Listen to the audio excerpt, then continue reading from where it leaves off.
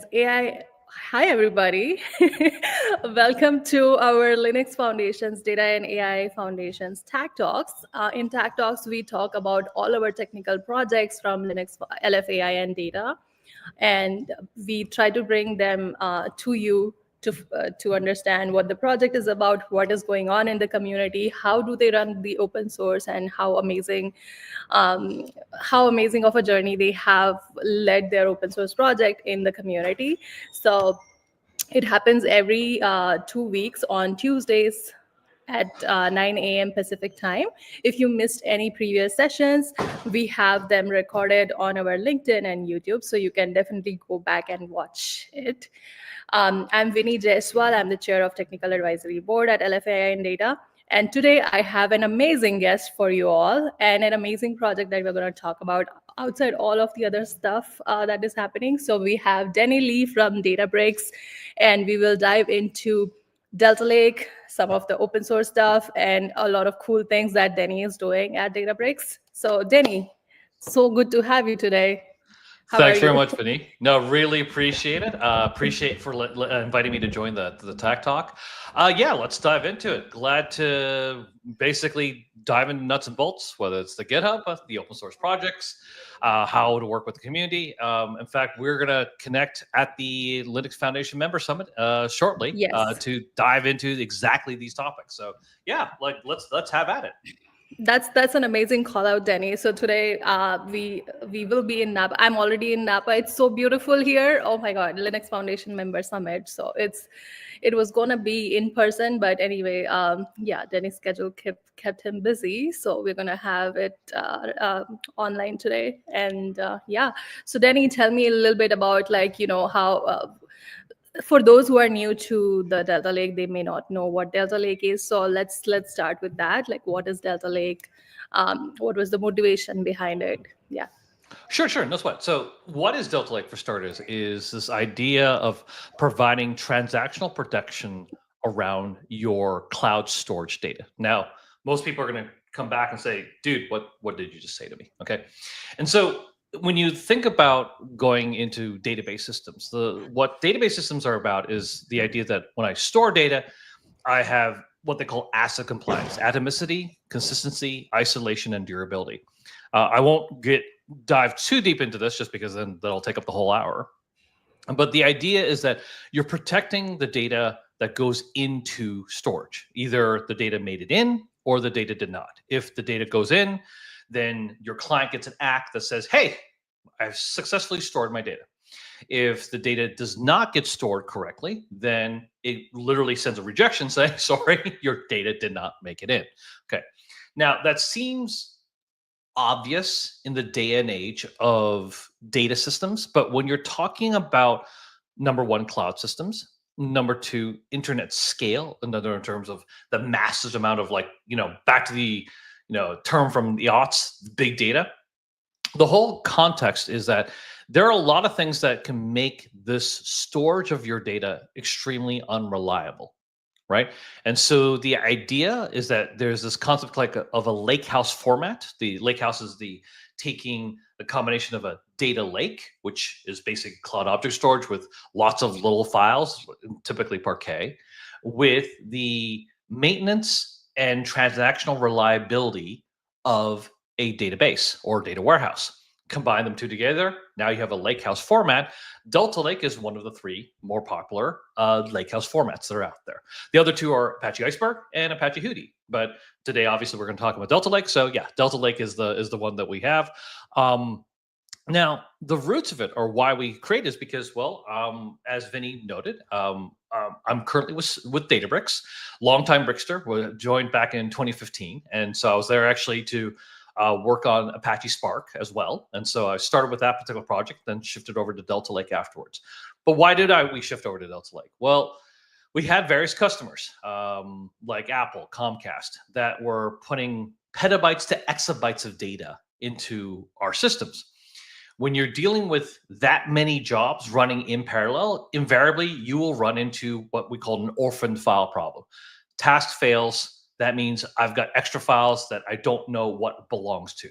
So In other words, I've got an inconsistent storage, which means I don't know if I can trust the data that's stored. And so Delta Lake was created to address that particular problem. There's actually a couple of really fun sessions between Dominic Brzezinski, myself, and Michael Armbrust. Michael Armbrust is the gentleman who created Delta Lake, including Spark SQL. He's a PMC Spark member, PMC Delta. TSC Delta Lake. So obviously, somebody who's much, much smarter than me, right? Plus Dominic Brzezinski, he is the distinguished engineer over at Apple. He's also part of the Delta Lake TSC. They got together back in 2017, 2018, and realized, hey, we need to put transactional protection around all of our files, all of our data that's stored in S3, cloud storage, because we got this orphan file problem where basically tasks would fail, and then all of a sudden I've got a bunch of files that I don't know belong to what.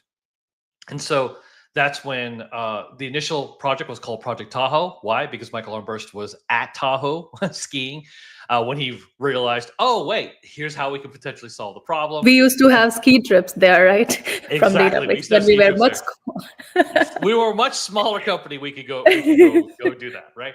And then basically after that happened, then we renamed it Delta. Why? Because my buddy Jules Damji, who's also my co-author for Learning Spark version 2, he went ahead and realized, hey, when a river or tributary, let's get all fancy with terminology here. When a tributary connects to a lake, right, the most rich soil is located at the delta of a river.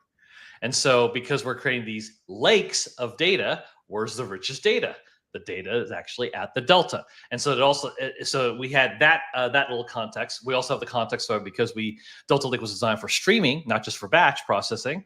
Delta is actually the terminology we use when it comes to the change of data. So Delta. So we actually had a lot of terminology for Delta Lake came out of that stream, like exactly. sediments and river stream. Right, exactly. So, for example, like if you look in old sessions that Barack and I used to do when we wanted to talk about Delta Lake, our deep dive technical sessions are called under the sediments. Why? Because it's the sediments under the sediments of a delta of the river to a lake. That's actually where the richest soil is. So you're digging in, yes, under the sediments. So as you can tell, we're a bunch of geeks that just decide to go start with that naming convention and just kept on going with it until we keep going with it. It's not good. So, but anyways, yeah. So Denny, that's Delta Lake right there. Yeah. So ever since 2018, now we are at 2024. A lot has happened in the data engineering world. A lot of generative AI stuff has happened, and Delta Lake always kept up with the innovation. Look at the amount of features that we are developing in Delta Lake. So can you walk us through like what is the top innovation going on right now, where it is headed? Yeah. Oh, sure. So there's actually two very different sets of innovations. So the first set of innovations, I'll break them down. The first one is really around how to be much more efficient with your data processing. And the second one is very much from the standpoint of AI. So data and AI, okay? So let's start with data first. So when we're talking about data, we're adding things like, for example, deletion vectors, or we're adding more features like CDF. These are the things that we're adding into Delta Lake to make it easier, faster to process or to query your data. Okay.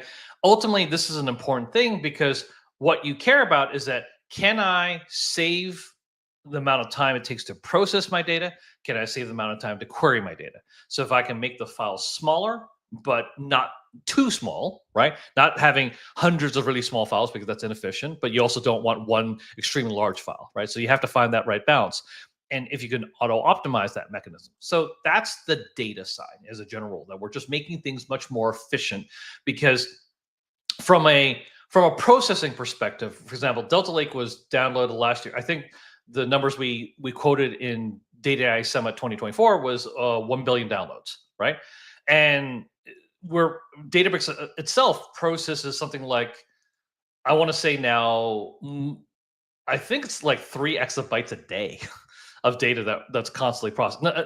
Not just stored. I mean, actual processing. Okay, so we know it's a production system, so that's great, and we've provided this to the broader data engineering community so they can go use it right away and have that reliability. But exactly what you called up, Vinny.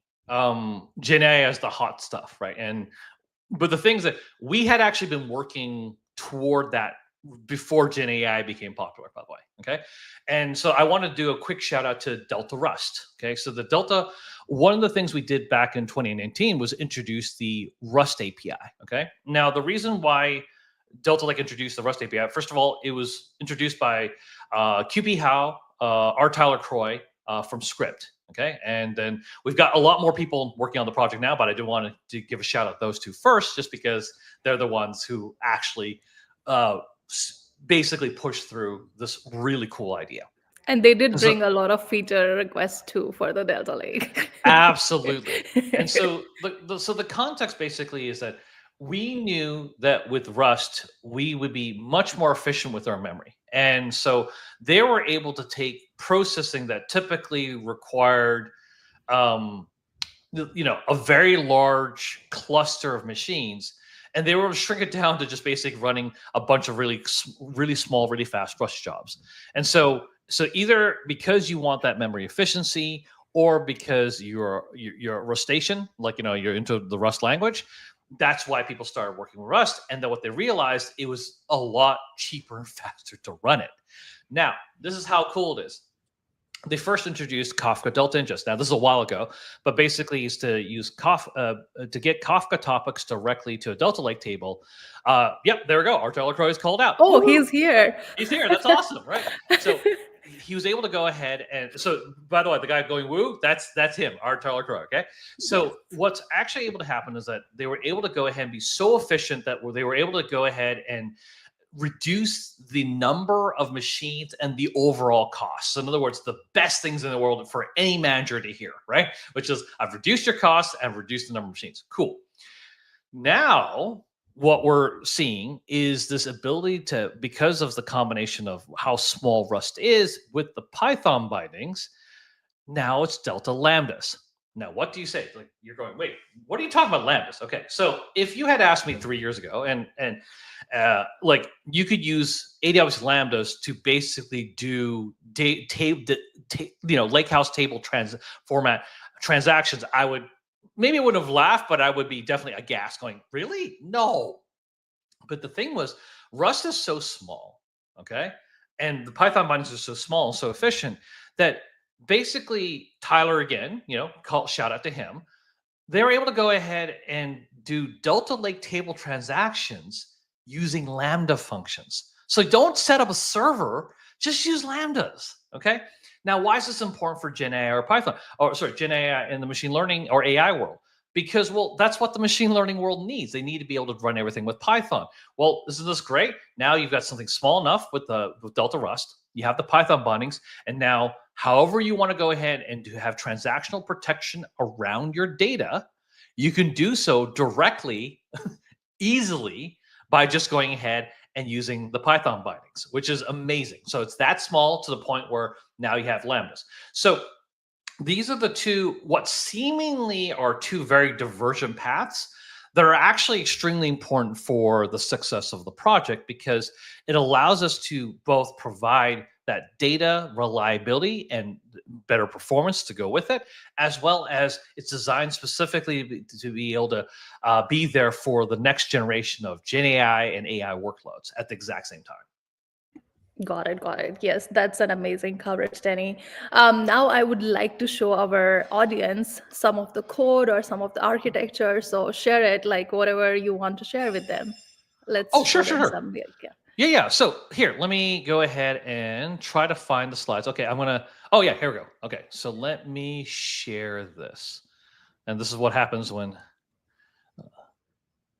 Yes, exactly. So Tyler just called. I was like, it's built on top of Apache We should have just Apache invited Fusion. Tyler to Yeah, we this should have just talk. invited him next time. Yeah, Yeah. our bad for not doing that. All right, so let me share my screen. All right, here we go. All right, so for you folks, I'm just going to jump around some slides that I particularly have.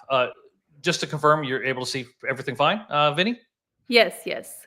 Excellent. Okay, so like I had implied before, there's this evolution of data management, right? Basically, why do we even need lake houses? And so it started with data warehouses, and I'm actually from the data warehousing world. So to give you a little bit of context, I came from the SQL Server itself, like Microsoft SQL Server background, helped build Microsoft SQL Server and also analysis services. So I was very much the idea of like, hey, let's go build a data warehouse. We could chuck everything in there. And as much as I wanted to pretend that we could chuck video, audio, text, and we could do data science and machine learning, and we can handle streaming, the reality is no, we cannot. Okay, let's be real, right? But data warehouses were really good for the purpose of BI reporting, but they're not very good for the purpose for anything else that you guys want to go do. All right. Data lakes, on the other hand, awesome. I just stored everything. I actually am paying penance for pushing out the idea of schema on read, which is basically the idea that you can just store all your data and you'll determine what the schema is after the fact. Never say that. That is a dumb statement that I made. I did say for about 3 or 4 months, and then I realized how wrong I was. So yes, no, don't say that. Why? Because if you don't, it's that old adage of garbage in, garbage out. If you're storing data directly into the system and you don't know what the schema is, by the time it's for you to read it, you have no idea. So this is the idea of like what data lakes are, which is like you actually have no schema control. You have poor performance. It's complex. It's a very crappy BI support. Okay.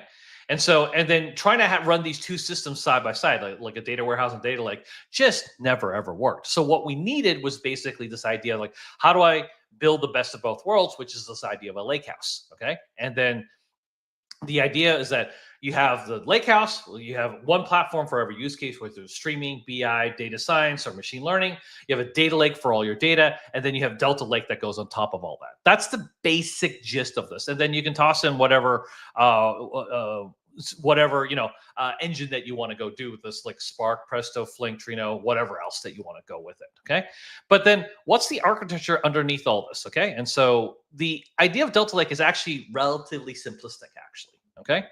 What it is that you have a combination of scalable storage and a scalable transaction log. My apologies that Google Slides and PowerPoint are not being in a happy-go-lucky mood today. But the idea is that typically, if you look at the right side, you have your path to the table of your, let's just say, cloud storage, S3 storage. And then you have basically 000 Parquet, 01 Parquet, 02 Parquet. These are the files that make that up. Okay. In the same folder, there's a underscore delta underscore log. That's the transaction log folder. And then there's a 000.json, 001.json, and so forth and so forth. Okay. Now, what these are basically that they comprise of the transaction log. This log contains every single file that makes up a table at that point in time. Why do we have that? So that way, as you add more data in, unless those Parquet files are also listed in the JSON file, we're not going to accept that as part of your table snapshot. So in other words, as a client, when your client is trying to read a Delta table, unless it sees those files first initially in 001.json, using this particular example, they're not going to go read those files. So I could have like an A.Parquet, a B.Parquet that could be sitting aside here, but because they don't exist in 001.json, I'm not going to go read it. This is important because remember I mentioned the idea of orphan files. Spark job, Flink job, Trino job, doesn't matter. It's processing data, it orphaned off, it fails. So that means those files will not go in the transaction log. Because it doesn't go in the transaction log, that means a client that's asking for the data won't ever read it. Right? It seems like such a simple concept, but that's the whole point of these lakehouse formats in the first place. This idea that we have a transaction log that dictates, hey, here's what makes up my table. This is an important concept, especially within the context of cloud object storage. Cloud object storage, as opposed to file storage, is that when you list files in a like you're off your Mac, that's a pretty fast process. But when you're doing cloud object storage, it's actually quite slow because what you're doing is you're doing web API calls.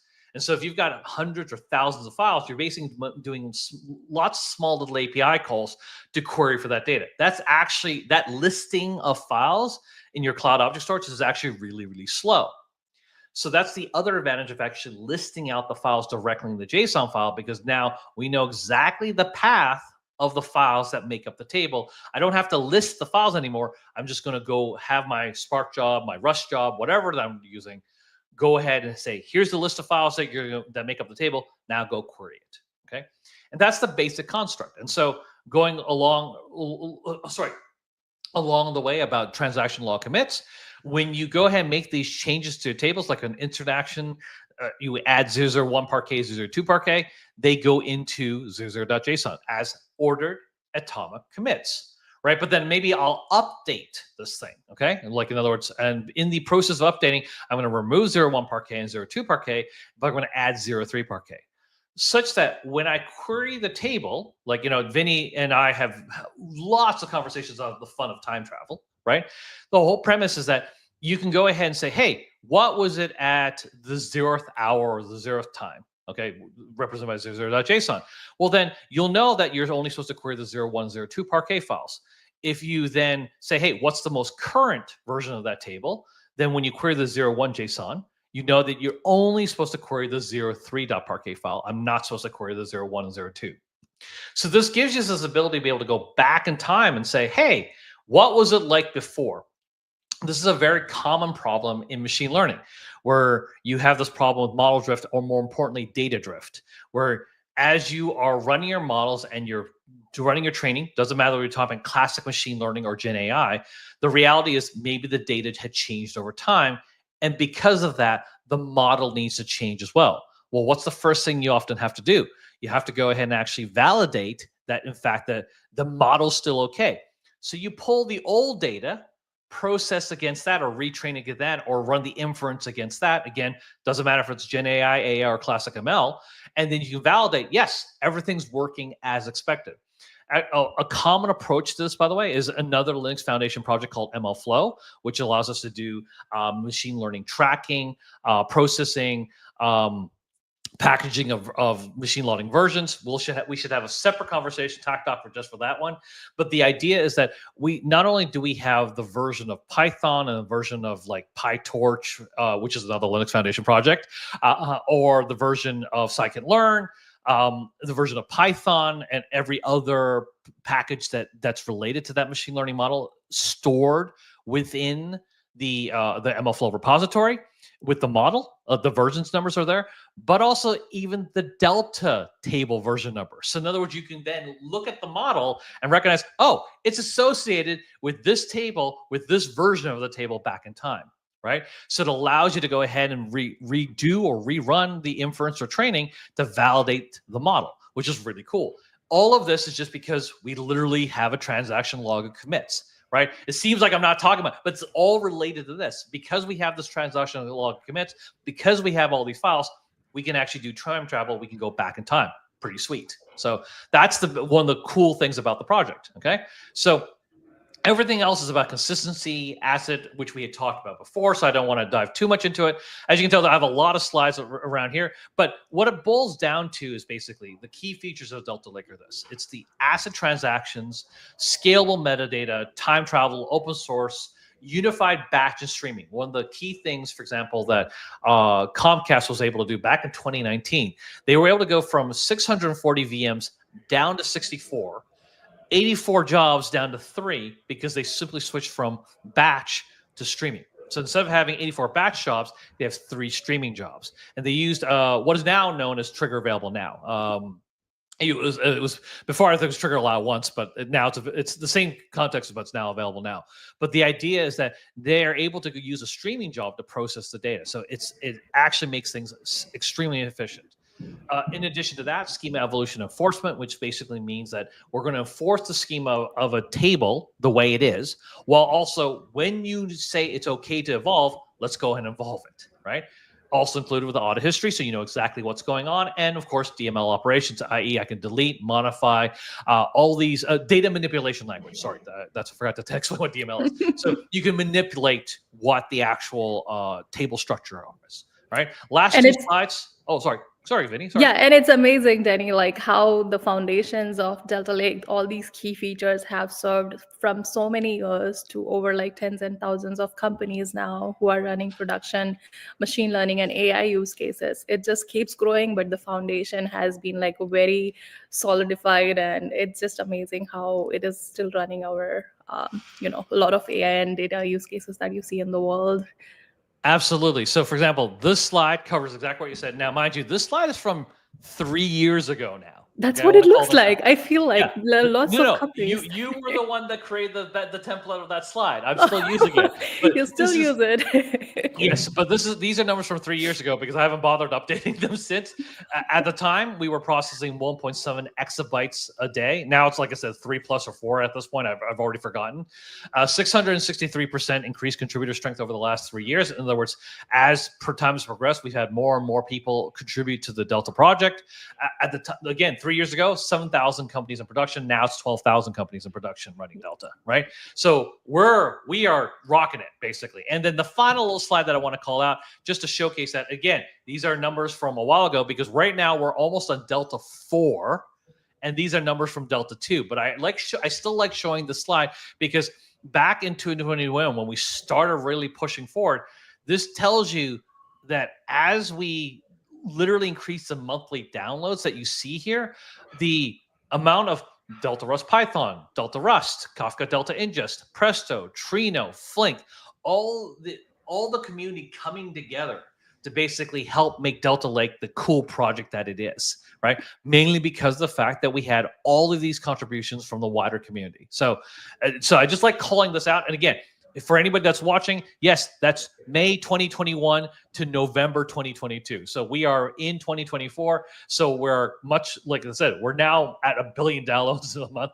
So very different set of numbers right now that we're working with. But it shows you just that speed of which we went ahead and increased the number of downloads is directly related to how well we worked with the community. So Yeah, just and want to call actually, this is a very good slide that you highlighted, Danny. Yesterday, when I was presenting about our TAC to our board, I was like showcasing some of the success stories for our LFAI and data projects. It is the tight integration, working with communities together, working with the other data like companies or softwares that keeps open source momentum going, and you stick with each other for a long time, and that's what brings innovation faster. So a lot absolutely. of people who are in the open source, who are running their open source software, this is a very critical component. Features is one thing, but when you work with the community, because we are serving developers, we are serving their use cases. So developers have their own choices. Maybe they're working on one thing, and one thing is very critical for their workload, and you are another provider. So if you mingle and work together, integration happens, and developers are happy. Your product also innovates. So yeah, amazing call out there. No, absolutely, and no, you could not have said that better myself, Vinny. So and Vinny, even though you're over at TikTok now, and we haven't chatted for a while, you're still very much a key component, key person for the Delta community, right? Because it's like the mafia. Once you're in, you're always in. No, I'm joking. No, the context is more a That's matter true. like it's this is the whole point of community building, right? The whole point of us doing this is because a lot of us have spent our time building these projects, but it's not just about building the projects or even building our own personal resumes. An important aspect is that we still collaborate all these years afterwards, right? Whether we're advancing a particular technology, advancing particular ideas, it's a part of that broader community. And so Delta Lake is just one small example of that. This is why we're so excited to be part of LFA and data, because it's to always push the boundaries of these things. So that way, Vinny's going to be another company. I'm going to be another company eventually. Doesn't matter. We're all still collaborating together to advance what we can do for both data and AI. So Exactly. Yes, it's what keeps us together in the open source war, and exactly. also serves our careers well. Oh, heck yeah. Yes. And then Danny, we have like few more minutes left. I do want some of the resources to be shared with our community. So why don't we share GitHub, where we maintain the product roadmap and discussions that are happening now? So maybe we can share that a little bit as well. Absolutely. Give me 1 second and I will do that.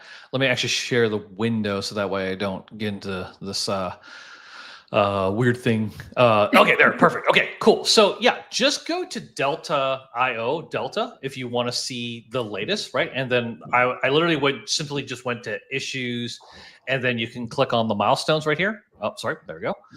And then we list all the milestones. So these are all the things that are due for 3.3, right? And also these are things because we're also currently planning for 4.0. That's actually why we have this. Will give you some context of where we're coming from. All right. We traditionally have put everything in Delta Slack as well, but we've been changing this idea, and we just recently started this. Like this, we literally started this about a month ago, where we started moving a lot more discussions directly into into the GitHub discussions. We found that with some other projects that it turned out to be really successful way for us to um, not only keep track of conversations, but allows us to actually better from an SEO perspective when people are searching for this stuff, they can find it on the GitHub as opposed to finding it on Slack, which of course, if you're using the free version of Slack, basically after 6 months, 90 the days. stuff disappears. Exactly. And so, for example, we just recently graduated this project, okay? Like basically the graduation process from Delta Incubator to Delta IO. So we started that process for Delta Kernel RS. So again, our Tyler's right here. Woohoo to him. He called out how we should go ahead and change the process for incubation. And so sure enough, but we all voted for it. It helps if I did not. Yeah, there. Capitalize everything. But so we all voted for it basically, and so it's all tracked right here. And then, sure enough, the Delta Incubator, we went ahead and included his because we all voted for it, included his requirements. And this is exactly what we're talking about. We track everything. Everything's in public. We do things in email. We do things in Slack. But recently, like I said before, we started trying things in GitHub discussions just because we found it was easier to find things. So we still inform everybody by email and Slack, by the way, and we just point them directly to this particular discussion. And then same idea. We in addition to making those changes, we also made the changes to Delta Kernel RS. It recently graduated from Delta Incubator to Delta IO. That actually literally happened, I think, Friday. Is when we made Oh the wow, move. very recent. Yeah, very recently. And again, we had 13 votes that came through. We have 28 contributors, all because what we want to do is we want to simplify the idea. Long story short, abstract away the idea of the metadata from the actual processing of the data. And so by separating those two, Delta Kernel RS itself, the kernel, handles the idea of what to do with the metadata. Delta Rust itself, or anything that wants to use it, basically only needs to worry about, oh, gotcha, here are the files. What I'm supposed to do with them now, right? So that separation or abstraction away of that simplifies that. And so everything is basically in Delta IO, the GitHub repo. And if you want to know more, we also put everything in Delta IO Delta.io. itself. Exactly, right here. And so all of it's here, whether it is through, obviously coins back to our GitHub. So yeah, party hardy. This is the best way for you to find the latest resources for Delta Lake. Yeah, and even the Slack channel that Denny mentioned is right on top of the That's right. website. And then of course, I have right here, there's a little slide, but I do have to do one small shameless plug. Do you mind if I do a shameless plug? Oh yes, please go ahead. Okay. So one small shameless plug is this. So we just recently published Delta Lake, the Definitive Guide book. It literally came out. I actually received this 2 days ago. So me and the co-authors, and one of the co-authors is our Tyler Troy again. So he was included there. We went ahead and worked together to basically provide what we hope is a complete resource. And if you go to Delta.io and scroll about halfway down, you can download the PDF for free. So you can absolutely do. Yeah. So that's no problem. I'm not trying to sell the book and make money. In fact, these are rarely money making endeavors. I mean, if it happens, that's great, but that's not the priority. But if you want the PDF version, just go to Delta.io. You can download from there. And if you want to get the book, well, the physical hard copy book is now available at your nearest bookstore. So that was my one shameless plug. So that's awesome. That's awesome. Anything cool coming up, like events or something that you are planning, Denny? Oh yeah. Like always, we have meetups that are happening in Seattle and San Francisco, and we're going to broaden that to New York and other cities. So we're going to be hearing a little bit of that, and go to Delta.io for the latest information on that. But of course, the one thing, I know this sounds funny, but this is the first time I'm actually going to plan this far in advance. Data and AI Summit 2025 is in June of this year. Okay, mid-June. We will actually have plenty of awesome Delta and Iceberg and other Lakehouse format content that's being showcased there. And we included with that will also be an open source mini summit. So you be on the lookout for all that. But we have some pretty cool events all being planned around all of these different cool open source projects. So That's a cool call out. And Data AI Summit, if you are working on a cool Delta Lake or MLflow use case, you are happy to submit your talk. I think CFP is open until February 1st, so you can do that's that. right. Yeah, exactly. Oh, thank you. Perfect.